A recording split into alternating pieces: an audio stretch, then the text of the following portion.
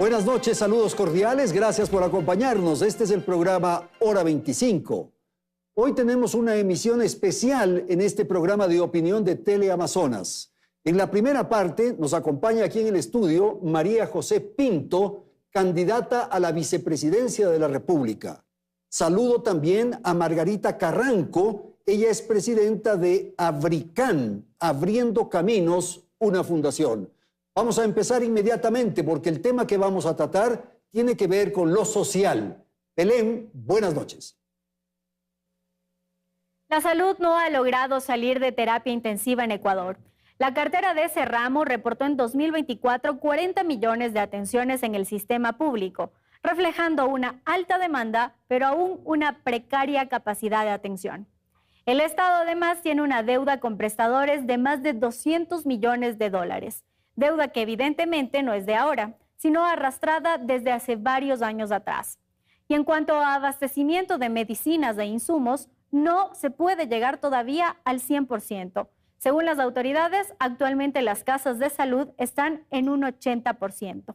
Tampoco se ha logrado erradicar la corrupción en esta área, y eso continúa provocando su declive. Ahora, si hablamos de desnutrición crónica infantil, este sigue siendo una crisis silenciosa en nuestro país. Y estamos ubicados como la cuarta nación con mayor índice de desnutrición crónica infantil, solo después de Honduras, Haití y Guatemala.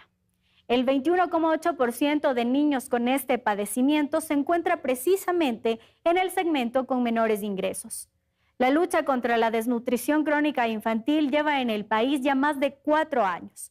¿Qué hacer para erradicar esta problemática y en cuánto tiempo lo lograremos? Muchas veces los ecuatorianos nos enfrascamos en temas de debate político, de enfrentamiento entre distintos sectores de expresión. Pero los temas sociales, son fundamentales porque estamos hablando de los seres humanos, de las personas. María José, el tema de la desnutrición crónica infantil es un problema de Estado, requiere de políticas públicas. ¿Cómo debe ser concebido? Buenas noches. Buenas noches, Andrés. Sí, definitivamente es una problemática, afecta a 1 de cada 5 niños en el Ecuador. Ajá. Y es una condición que afecta, que estamos perdiendo a los niños. ¿Por qué? Porque los niños que tienen desnutrición crónica infantil no pueden crecer ni de forma física ni intelectual de forma adecuada. Los estamos perdiendo. Estamos perdiendo ciudadanos. Ahorita afectados los niños, pero cuando estén grandes no vamos a tener... Por supuesto, estamos perdiendo el presente y el futuro del país. Ya. Entonces, por eso esta problemática esta condición es tan importante erradicar, y es una condición que se tiene que prevenir. La desnutrición crónica infantil no se cura, se previene. Y no se ataca el problema, sino la raíz. Embarazo adolescente, lactancia materna, cuidados prenatales, controles del niño sano, agua segura, son las diferentes aristas que se tienen que atacar. ¿Dónde hay mayor prevalencia de la desnutrición crónica infantil? ¿En las zonas rurales? A ver, es un mix de las dos, porque si bien en las zonas rurales la prevalencia es más alta, en las zonas urbanas hay más niños. La prevalencia baja, pero hay más población. Y se la tiene que tratar de distinta forma, porque, Andrés, somos un país pequeño, pero somos un país maravillosamente diverso. Yeah. Y el problema es que estamos tratando, o se trataba de resolver el paraguas, cuando en realidad se tiene que resolver desde cada uno de los territorios. En los territorios de pueblos y nacionalidades no se puede resolver de la misma forma, por ejemplo, que en la costa. Tenemos que resolver enfocados en cada uno de los territorios para poder así bajar la desnutrición crónica infantil. ¿Es un problema exclusivamente de alimento, Margarita? ¿Hay que dar de comer bien o hay otros factores? Hay otros factores. Por favor. Uno debe tener la mirada integral. ¿No? Los estamos perdiendo a estos niños. Si no los atendemos a tiempo, el futuro del país se va cayendo. Porque atenderlos a ellos, no solamente en alimentarlos bien, también en que su situación emocional, su educación sea adecuada de manera integral. Y esa madre necesita ayuda. Tenemos el 38% de jefas de hogar que tienen que trabajar y al mismo tiempo tienen la carga de la nutrición. Si el Estado tiene políticas de cuidado que no hemos encontrado hasta ahora, no existen políticas de cuidado, esas madres van a seguir vendiendo, jefas de hogar, renuncian a sus trabajos y van a seguir vendiendo empanadas en la esquina, precarizando la vida de ese niño que necesita nutrirse, porque necesitamos niños que en el futuro sean positivos, proactivos, pero si están en la desnutrición, sus niveles bajos no le van a permitir completar Hay que integralmente trabajar, los Margarita, derechos. con la mamá, naturalmente, prenatal, digámoslo así. Sí. Y hay otros elementos que están en el entorno. Agua potable, Todo. cuidados sanitarios, todo. El dispensario que está en la esquina. Sí, A ver. o sea, de manera integral, si nosotros vemos un modelo de gestión integral, integrativo, resolvemos no solo el problema de la nutrición, sino el problema de la educación, el problema del espacio público, de los niños donde tengan que divertirse, la escuela. Para eso, estas mujeres que son jefas de hogar y que desgraciadamente por ausencia de políticas, políticas de apoyo, de acompañamiento, ellas tienen que renunciar a su trabajo. Pero si tenemos en el entorno el centro de salud, la guardería y todas las políticas, porque no solamente es el Ministerio de Salud, es el Ministerio de Educación, es el Ministerio de Bienestar Social, es un trabajo interministerial. La política social manejada de manera interministerial es la más exitosa. Y es entonces lo que habíamos señalado, una política de Estado, tiene que superar a los gobiernos, estas tienen que ser unas propuestas nacionales, pero hay experiencias interesantes. Perú, por ejemplo, me parece. Y Margarita tiene algo que, gracias justamente a esa articulación y a ese trabajo integral, es que hemos logrado bajar la desnutrición crónica infantil en los últimos años. ¿Sí se ha reducido? Perdón. Sí se ha reducido poco a poco. Hay que reducirla poco a poco. La mayoría de países que lo han logrado reducen más o menos entre el 1 y el 1.5% anual. Yeah. Pero siempre y cuando hay una política integral y de articulación. Por eso la Secretaría Ecuador Crece Sin Desnutrición Crónica Infantil, en la que yo trabajé durante 10 meses, la secretaría más bonita que tiene el país. Por eso es tan importante, porque lo que hace la Secretaría no es dar el servicio, es articular, o sea, trabajar en conjunto, la articulación a nosotros ya no suena común, pero es básicamente coger los diferentes ministerios e ir hacia una misma meta con un mismo objetivo. Entonces, ¿qué es lo que hace? Es trabajar con el Ministerio de Salud, con el MIES, con el Ministerio de Educación, con el Ministerio de la Mujer y Derechos Humanos, con los gobiernos autónomos descentralizados, las fundaciones, el sector privado, todos integrados para trabajar hacia esa misma meta, que es erradicar la desnutrición crónica infantil en el Ecuador. Sí, ese concepto de asistencialismo, de paternalismo, porque bueno, les vamos a dar un huevo diario, les vamos a dar un vasito de leche diaria. No, esto tiene que ser una gestión, una tarea, un compromiso, un anhelo nacional, en donde están involucrados las familias y las comunidades. Sí, primero acercar los servicios a la ciudadanía. Es fundamental acercar los servicios. Esa sí es responsabilidad del gobierno. Esa sí es responsabilidad del gobierno y te doy una historia de por qué digo esto. No, yo visitaba entre 1 y 2 veces por semana a los niños o a las mujeres que estaban dentro de la estrategia en sus casas. ¿Por qué tienes que visitarles en sus casas? Porque esas se sienten más a gusto. Uno puede ver el entorno en el que viven, dónde están, qué es lo que está pasando, cómo está su casa, cómo están sus servicios básicos. Y claro, generalmente iba a las mamás o los niños que más alertas teníamos. ¿Qué quiere decir alertas? Es que o no estaban yendo a los servicios del Ministerio de Salud, o no tenían los servicios del MIES, o había alguna alerta, por ejemplo, de embarazo adolescente. Voy a Santo Domingo y había muchísimas alertas porque la mamá no estaba asistiendo a los controles de niño sano. Ajá. Fui, claro, le saludé y le dije, hola, ¿cómo estás? Tenemos estas alertas. Y se puso a llorar. Y me dijo, ministra, no me juzgue. Yo no soy una mala mamá. Claro. El problema es que no tengo trabajo, tengo que coger 2 buses para llegar al centro de salud. Y además tengo estos 2 niños a los cuales no puedo dejar solos. No puedo. Y ahí es, claro, todavía se me hace piel de gallina. Y ahí es donde resolvimos, por medio de esa visita, hacer brigadas de desnutrición crónica infantil. Entonces, integrar los servicios, claro.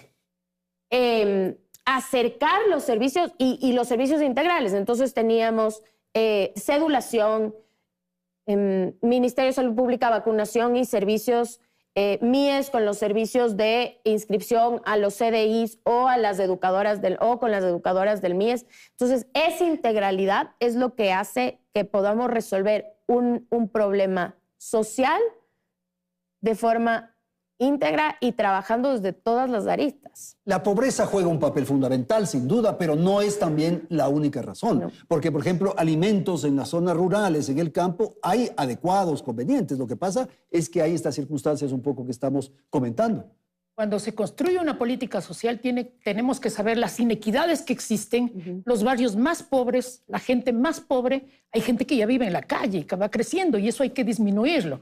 Entonces, esas políticas tienen que ser construidas de manera inclusive participativa para que la población haga seguimiento.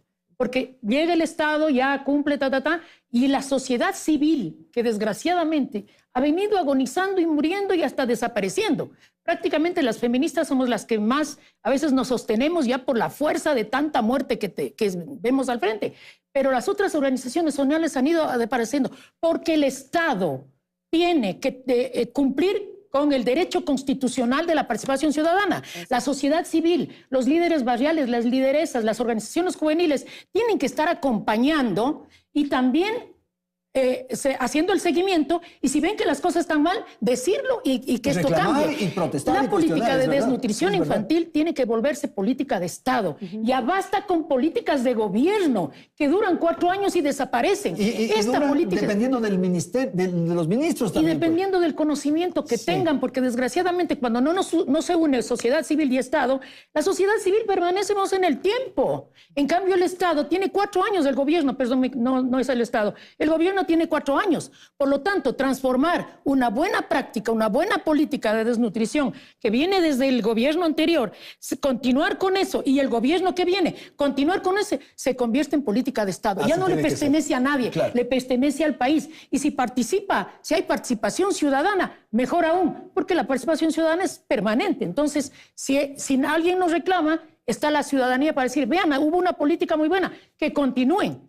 Entonces, María José, importante. ¿pero ha reducido la desnutrición? Sí ha reducido, y es justamente por lo que Margarita dice. Nosotros primero aclarar que no es del gobierno anterior, sino Lenín Moreno fue quien firmó la primera estrategia Ecuador Crece sin Desnutrición Infantil. Somos 3 gobiernos los que hemos tenido ya esta política.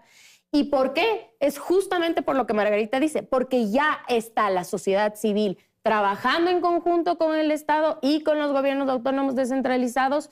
Por ejemplo, nosotros dentro de la Secretaría tenemos un consejo consultivo que son parte la academia, la empresa privada, las fundaciones, pero sobre todo la sociedad civil, que apoya justamente a que el gobierno siga trabajando. ¿Qué nivel de reducción hay?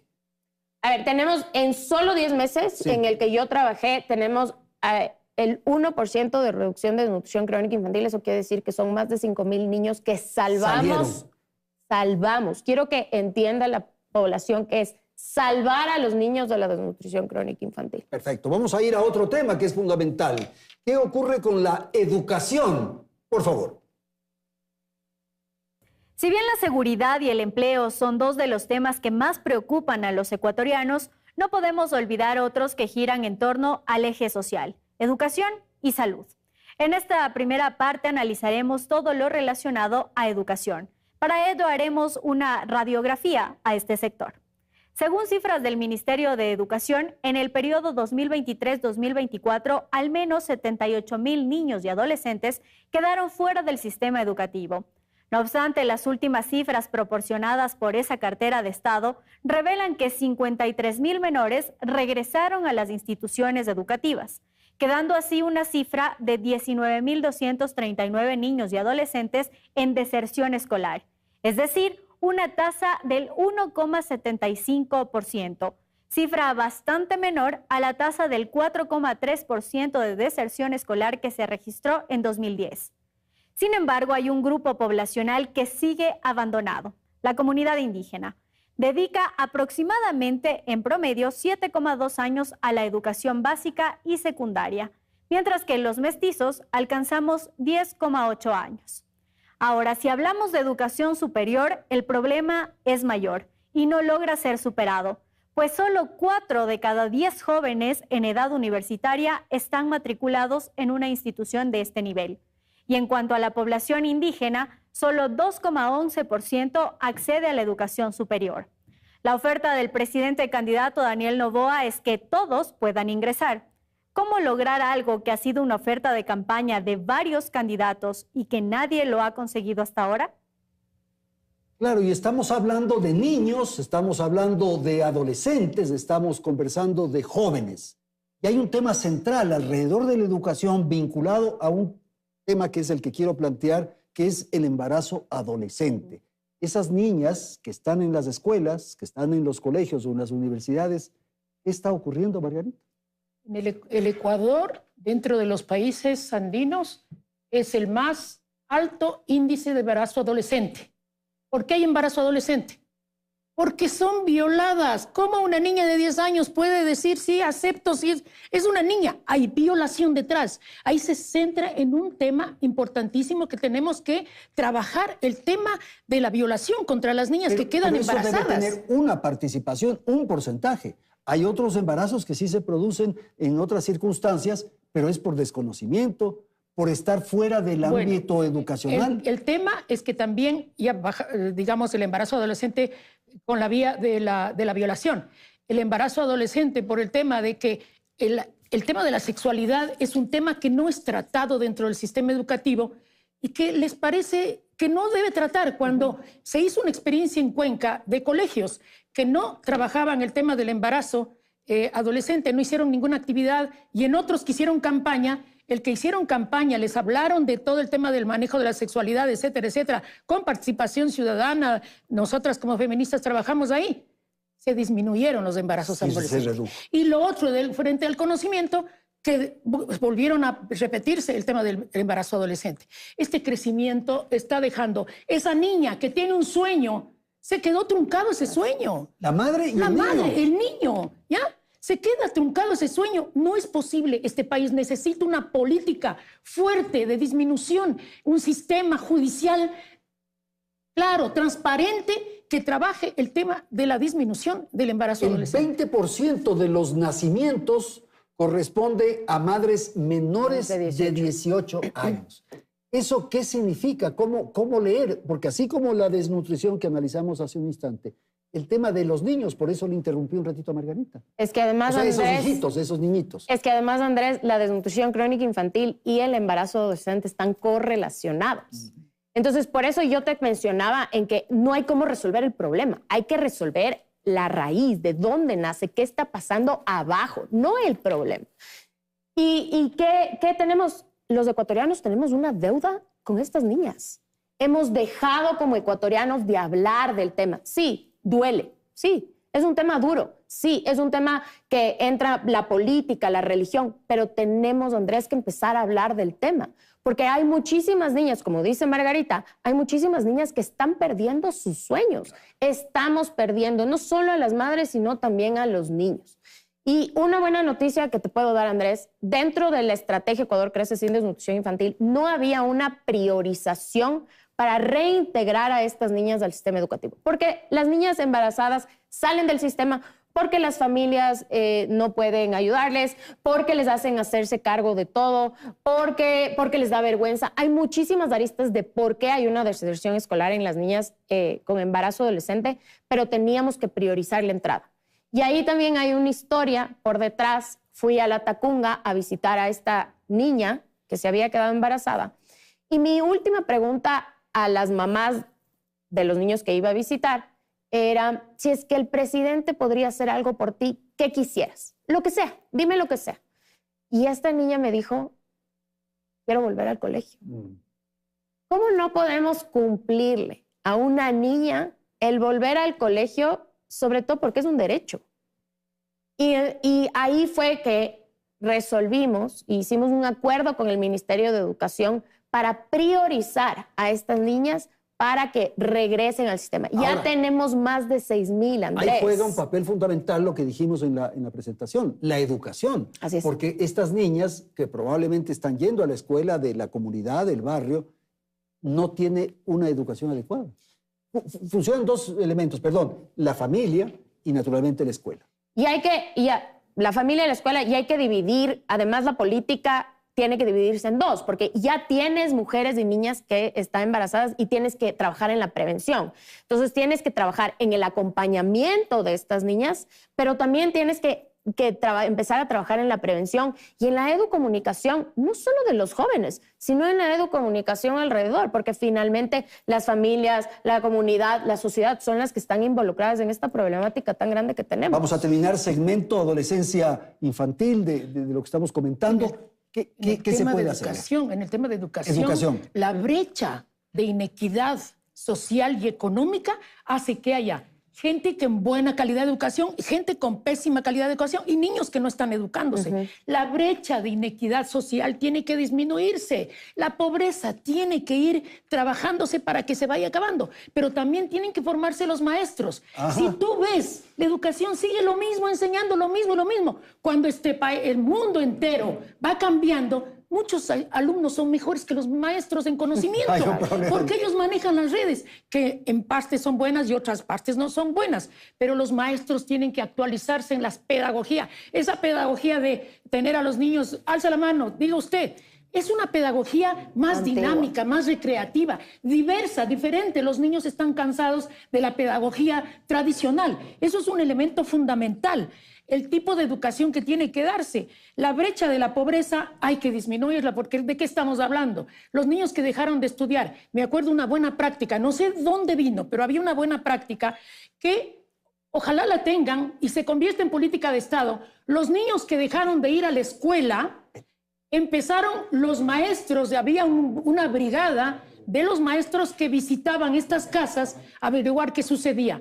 Y sucedía de que habían precariedad o estaban enfermos o sus papás están enfermos y no tienen posibilidades. Empezaron a igualarse en su propia casa hasta que la situación económica mejore o la situación de salud y regresaban a su escuela. Esa metodología nueva o esa práctica nueva que ya ha venido dándose, no sé en qué gobierno se dio, pero cuando me la contaron me pareció fantástica. Eso es preocuparse de los niños que ya no se educó, no un ratito, vamos a la casa a ver qué está sucediendo y motivar a la reinserción educativa. Es fundamental. Estos temas son los trascendentes en un país. Cuando podamos tener que las élites, la dirigencia política, debata estos asuntos, vamos a ir avanzando. Ahora mismo ponemos otro tema en esta mesa de conversación. El reclutamiento de niños y adolescentes por grupos delictivos ha experimentado un preocupante incremento. Aunque no existen cifras oficiales precisas sobre este tema, diversos indicadores reflejan la magnitud del problema. Revisemos algunos de ellos. En 2024 se registró la muerte violenta de 403 personas de entre 1 y 17 años, mientras que en el 2023 el número fue de 352, es decir, hubo un incremento del 14,4%. Y la provincia más afectada con estos hechos es Guayas, que registra un 48% del total de estas muertes. Según recogen varios portales, el reclutamiento de menores de edad suele iniciar en torno a los 12 años. Y las tareas iniciales consisten en mover paquetes de droga en el barrio, servir de vigilantes, repartir panfletos extorsivos. Mientras que desde los 15 años en adelante, los criminales introducen a los menores en el sicariato y la extorsión. Y ahora incluso se habla de que las bandas ya no tienen que reclutar a los niños, sino que estos se ofrecen o postulan para ser parte de ellas.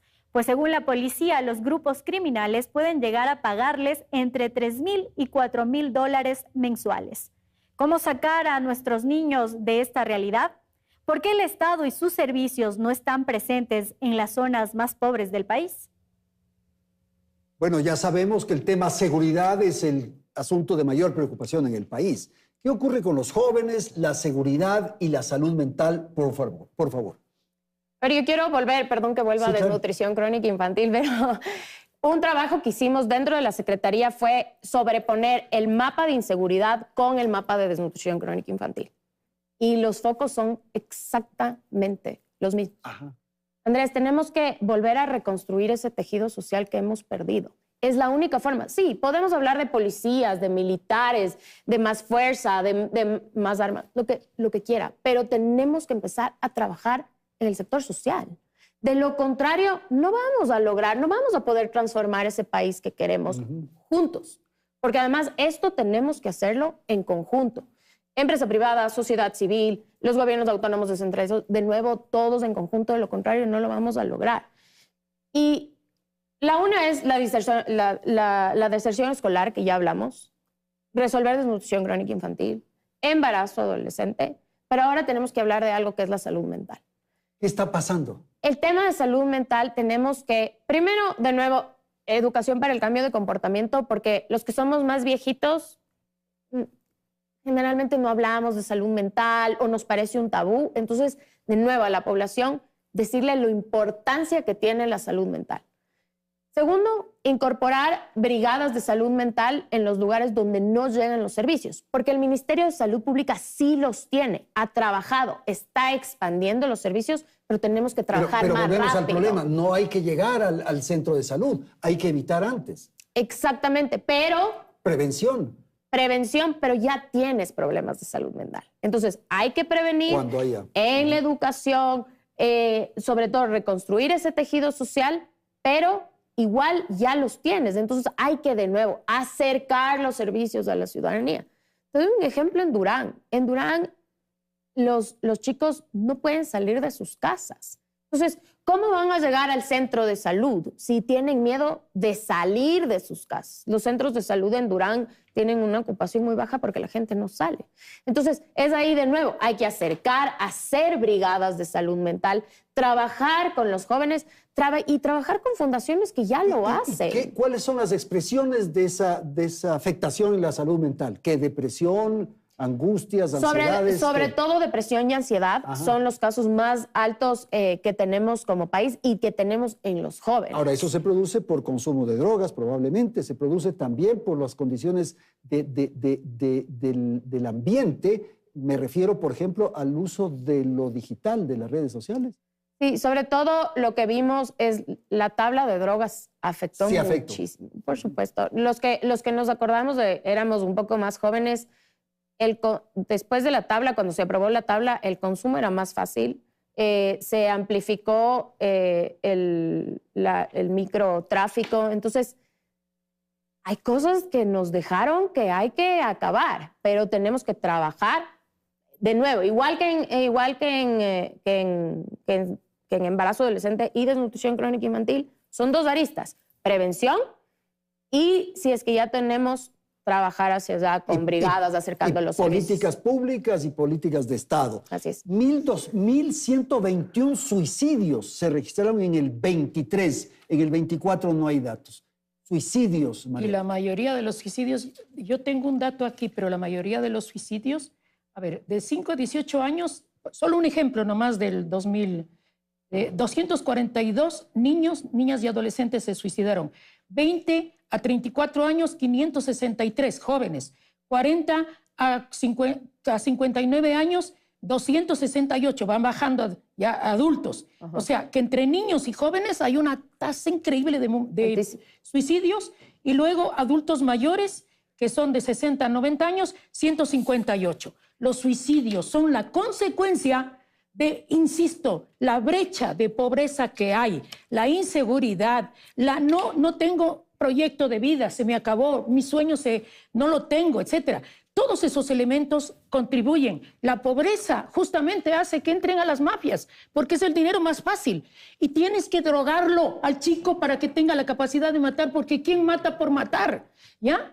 Y entonces, y tengo un dato importante, en una ciudad, no quiero decir el nombre, llega este mafioso y le dice, la ve a la chica y dice, su hija, el día viernes, bien vestida, bien arreglada, y va a un acto de violación. El padre tiene que aceptar que su hija tiene que ser violada y a usted le damos $250. Increíble. Estamos ya por terminar este segmento, María José, y quisiera un aspecto que es fundamental, que es la pluriculturalidad. ¿Cómo enfrentar aquello ante la diversidad. Este es un factor más bien valioso, que hay que aprovecharlo. ¿Cómo trabajar? Así es. Y bueno, te tengo que corregir porque a mí me corrigieron el otro día. No es pluri, la palabra adecuada es intercultural bilingüe. Es la educación intercultural bilingüe. ¿Y por qué? Y me explicaron por qué. El inter es el recoger el idioma, el español, el castellano, y es el inter, el que conecta entre todas las culturas. Por eso es interculturalidad. Y para mí es muy importante porque he recorrido la sierra durante años y tenemos la voluntad política hoy para devolver, después de 17 años, esa educación intercultural bilingüe que les fue arrebatada al sector. Respetando la identidad cultural. Por supuesto, Andrés, tenemos que respetar en todas las políticas que tengamos, en las políticas de desnutrición crónica infantil, en las políticas de salud mental. Todo tiene que venir con ese respeto. No podemos seguir imponiendo políticas que nosotros creemos que necesitan los pueblos y nacionalidades como mestizos, en lugar de sentarnos en la mesa de verdad, mestizos, indígenas, y hacer las políticas en conjunto. Evitar la discriminación, por ejemplo, en esa línea de pensamiento, la marginalidad. Evitar la discriminación, pero sobre todo evitar el imponer una política que igual no va a funcionar, porque no está culturalmente adecuada. Entonces, trabajar en conjunto, sentarnos en la mesa, es hora de sentarnos ya a trabajar juntos. En la línea de que las condiciones sean adecuadas en lo urbano y en lo rural. Sí, por supuesto, porque además siempre pensamos que solo es en la ruralidad. Claro.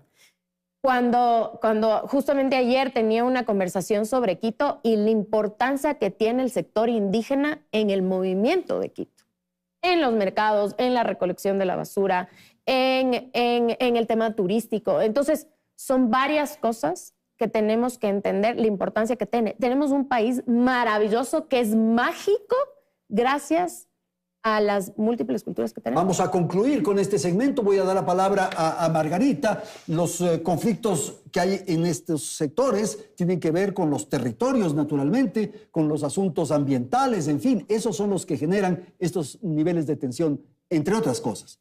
Insisto en los diálogos que son importantes, permanentes, diálogos con cumplimiento. Yo alguna vez a un político le dije, líder que escucha, aprende. Aprendamos a escuchar. Y líder que cumple, trasciende. Eso nos falta, que vayan cumpliendo y vayan trascendiendo.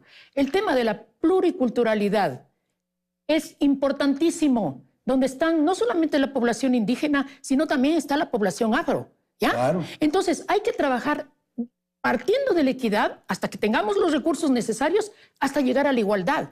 Pero por supuesto, de acuerdo al porcentaje de la población, los mestizos, los indígenas y la población afro. Hay que incluirlos, ¿ya?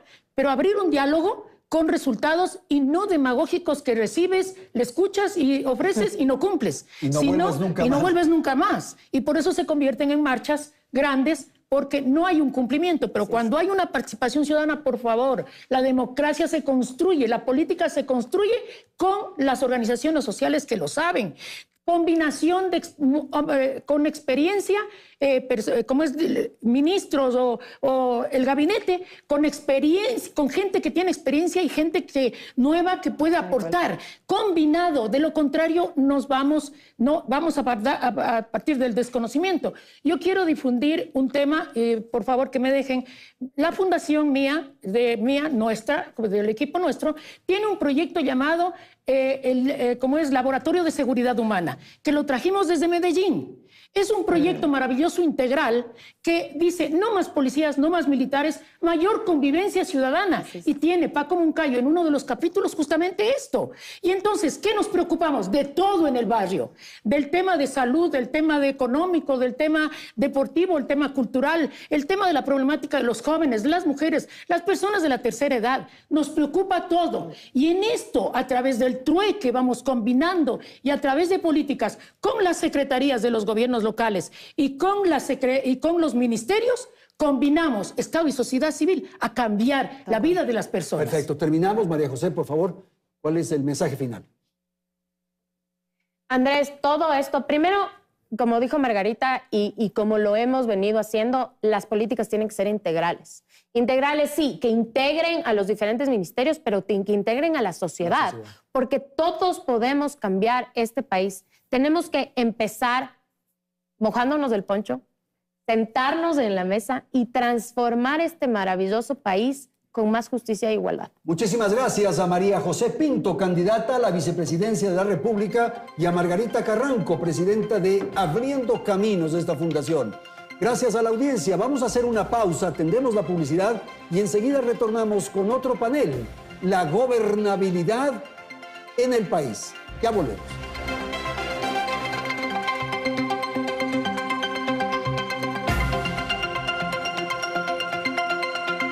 Hora 25.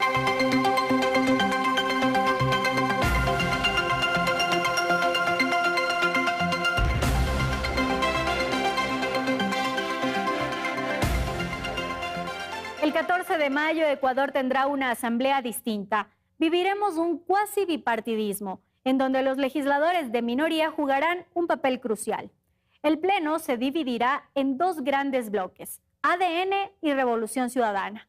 Pero hay votos sueltos de Pachacuti, el Partido Social Cristiano e independientes, que se constituirán como una bisagra para lograr la tan necesaria mayoría absoluta. Con 151 legisladores se requieren 77 votos para lograr mayoría absoluta, que ninguna de las dos organizaciones alcanza por sí sola. La Revolución tiene 67 curules y ADN 66. La mayoría absoluta se necesita, por ejemplo, para aprobar leyes, por lo que requerirán de los votos móviles. Pero el gran problema será que el legislativo prácticamente se quedará sin su función fiscalizadora.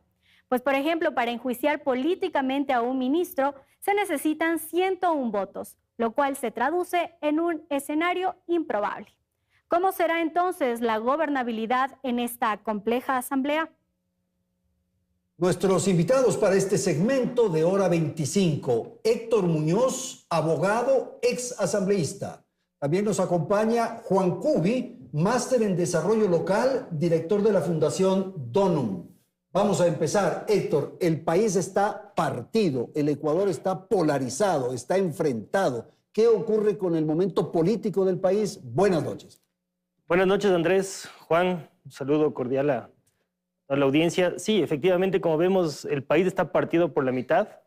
Lo propio pasa en la Asamblea Nacional y creo que es momento de que tanto las autoridades, los políticos y la sociedad pensemos en un acuerdo de convivencia para que el Ecuador pueda salir adelante de todo lo que se puede llegar a vivir. De lo contrario, creo que va a ser muy complicado tanto la gobernabilidad como el Estado social en general. Pero hay espacio, por ejemplo, para un gobierno de consenso, de un gobierno donde estén expresadas las diversas fuerzas. Me parece que es obligación de quien vaya a sentarse el 24 de mayo próximo en Carondelet, por lo menos tener la intención de llamarle a su contrincante y decirle, perfecto, conversemos. Aquí, más allá de las peleas entre los políticos que no le interesa a nadie, existe un país de 18 millones de habitantes en donde tenemos que tener en cuenta que el otro 50% de la población piensa diferente a uno. Y me parece que es la oportunidad indispensable de hacer este gran acuerdo de convivencia en donde se respete la legitimidad que tiene el otro de pensar diferente a mí.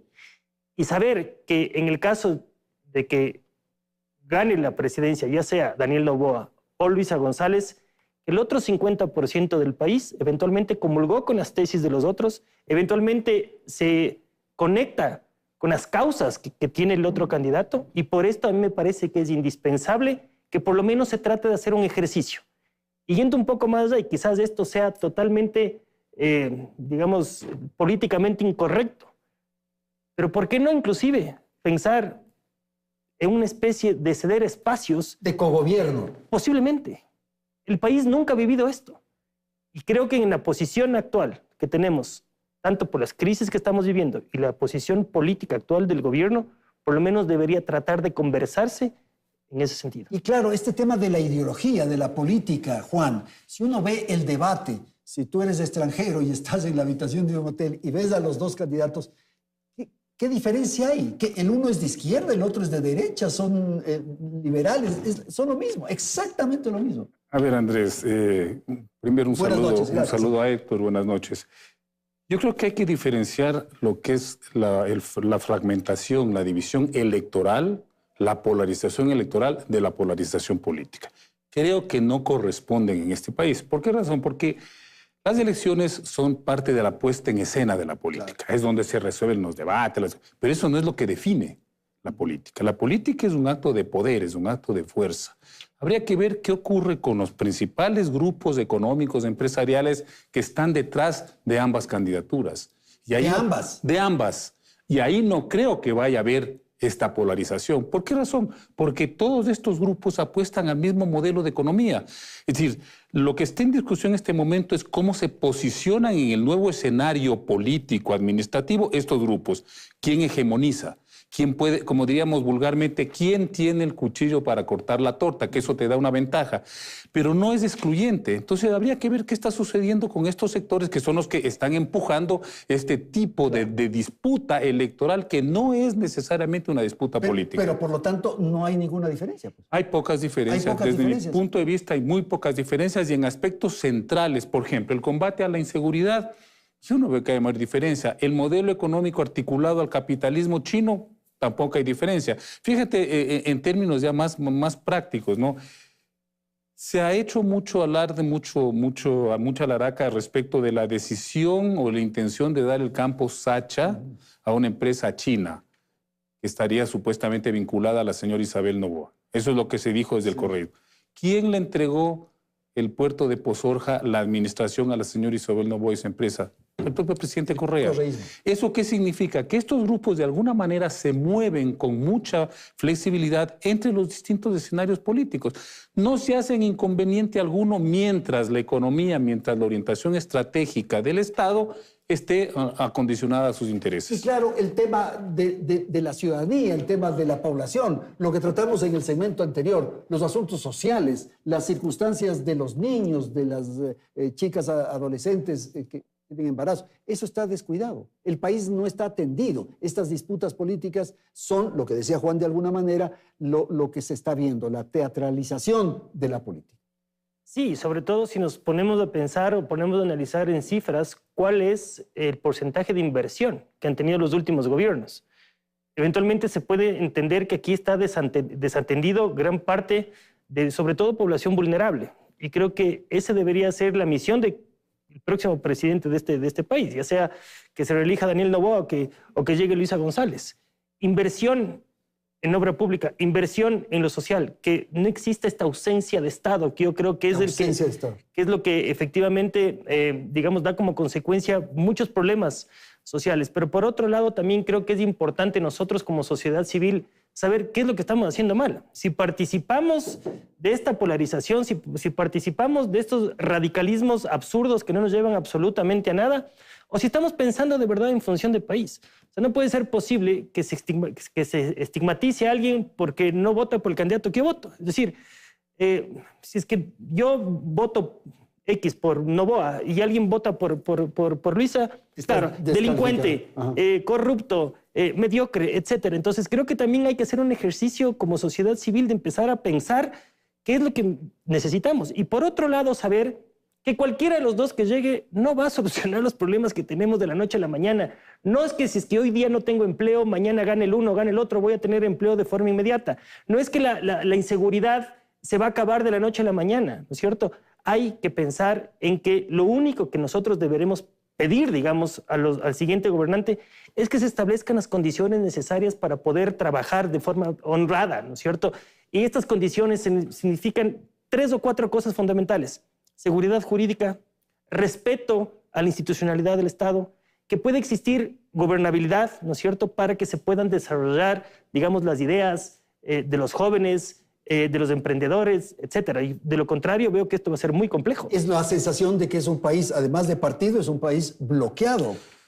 A ver, la aspiración de Héctor tiene un límite. Tendríamos que desaparecer las redes sociales, que es donde se está resolviendo. Pero bueno, eso pasaba con donde se está resolviendo estos debates de una manera absolutamente virulenta, ¿no? Claro. Y claro, eso lo que hace es simplemente estimular esta idea de polarización, de enemistad, ¿no? Y claro, eso no va a ocurrir. Bueno, fíjate lo que pasa con este tema de la confrontación. ¿Qué pasó en el debate? Yo sostengo que hubo una absoluta irresponsabilidad de lado y lado de los asesores, por un elemento que voy a señalar y que ya de entrada está deslegitimando al próximo primer mandatario. Hubo acusaciones mutuas de vínculos con el narcotráfico. Yo me pregunto, si es que una acusación la hizo el presidente Noboa, que es el primer mandatario de este país, a quien en principio no tiene que creerle porque sus argumentos deben tener algún fundamento. Y la señora Luisa González, aspirante a hacerlo, tendría también que tener fundamentos. Eso significa que si les creemos a ambos, el próximo presidente o presidenta sería representante del narcotráfico. O sea, tenemos la posibilidad de elegir a un narcotraficante. Un narcopresidente. No puede ser. Ahora, si no es así, si es que ambos utilizaron esta información de una manera, digamos, fraudulenta, utilizaron solamente para atacarle, también estamos en una encrucijada, porque eso significa que estos dos personajes están mintiéndole al país para acusarle al otro contendor de esta situación.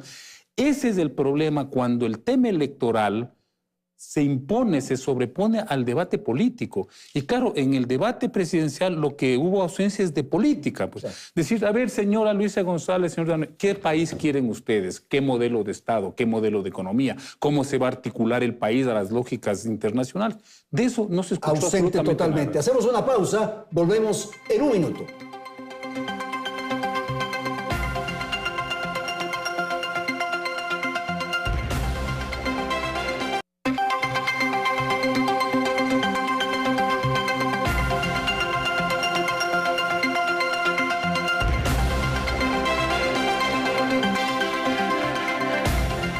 Seguimos, Juan, si tuviéramos un país organizado, estructurado, si existieran instituciones, quizás el tema de la designación, de la elección de un presidente no tendría la trascendencia como la que tiene.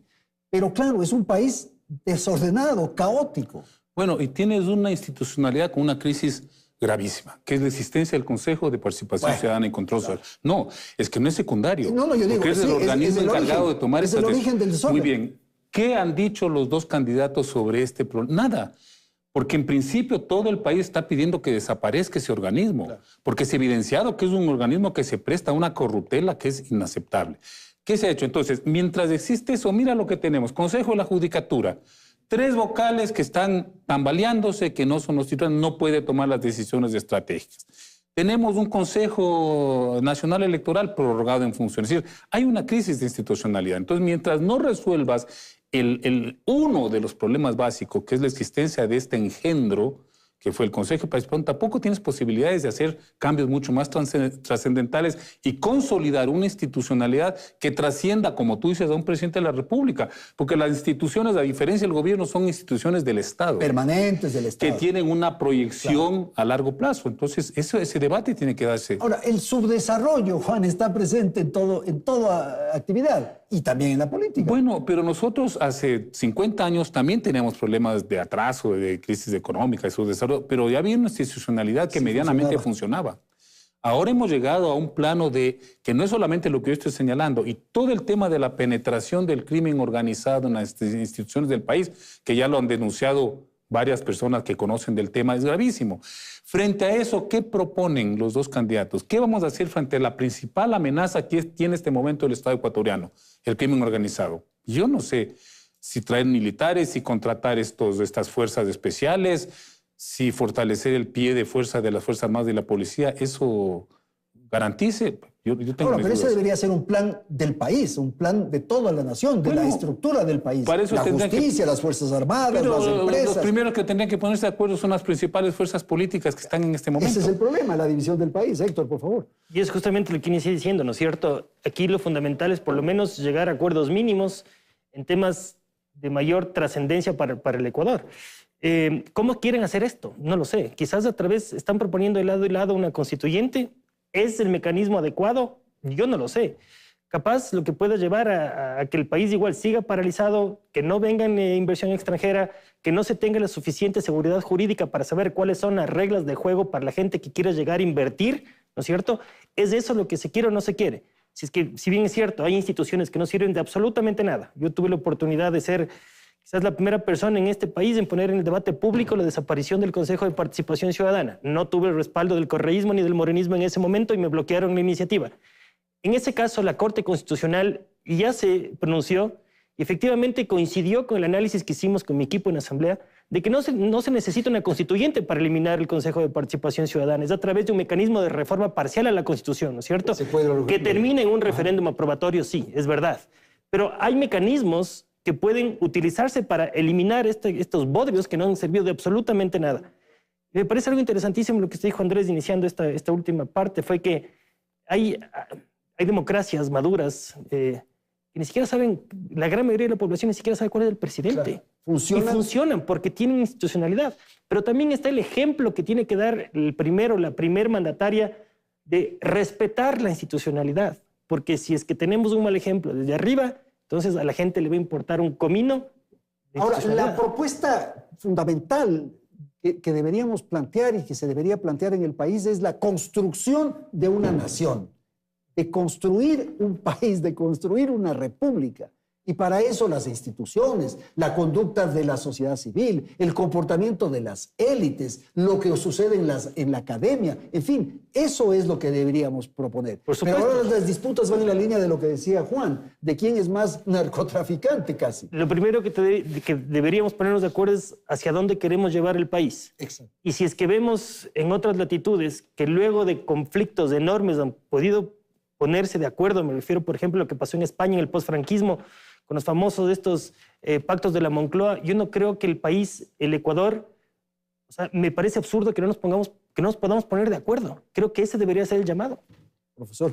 Hay un problema, y eso no hay que obviarlo, Andrés. Lamentablemente nosotros tenemos unas élites de todo tipo que son absolutamente mezquinas frente a los intereses colectivos. Y ahí es muy difícil construir un país. No me refiero solo a las élites sociales económicas, las élites deportivas, las élites culturales, que tienen una visión absolutamente discriminatoria de la diferencia o del otro, del que es distinto, ¿sí? Y eso dificulta. Yo he sido alguien que he defendido profundamente la propuesta del Estado plurinacional. Sin ser yo soy un mestizo, no me voy a proclamar ahora indígena porque me parece una impostura. He sostenido, ¿por qué razón? Porque tiene el principio del respeto a la diversidad. Nina Pacari, en una intervención que hizo en la Universidad Andina, decía, verán, ¿qué es la plurinacionalidad? Para sintetizarlo, es cómo los diferentes convivimos, compartimos el mismo territorio. Y eso hay que hacerlo de manera armónica, pues, respetando las diferencias, democráticamente respetando el derecho ajeno. ¿Están las élites dispuestas a respetar esa diferencia, a respetar esos derechos? Por ejemplo, el derecho a la autonomía territorial indígena que se contrapone a la lógica de la explotación minera, por ejemplo, la explotación petrolera. ¿Están dispuestos? Ahí es cuando entramos ya en un conflicto de mayores proporciones. Porque ese momento tú le preguntas a un empresario y dice, no, pues es que el desarrollo del país, la economía se fundamenta, por ejemplo, en explotación petrolera y a ella no le importan los derechos de las comunidades indígenas. Ese debate es fundamental. Y si estamos dispuestos como país y como grupos o sectores de este país a respetar esa diversidad y esas diferencias, y eso creo que no está operando en este país, y eso es lo que va a dificultar que el próximo gobernante pueda realmente, qué sé yo, proponerse algún tipo de estrategia medianamente acordada con nosotros para poder resolver los problemas del país. Perfecto, señores. Muchísimas gracias por asistir a esta invitación de Hora 25. Gracias a la audiencia. Nos despedimos. Felicidades, Ecuador.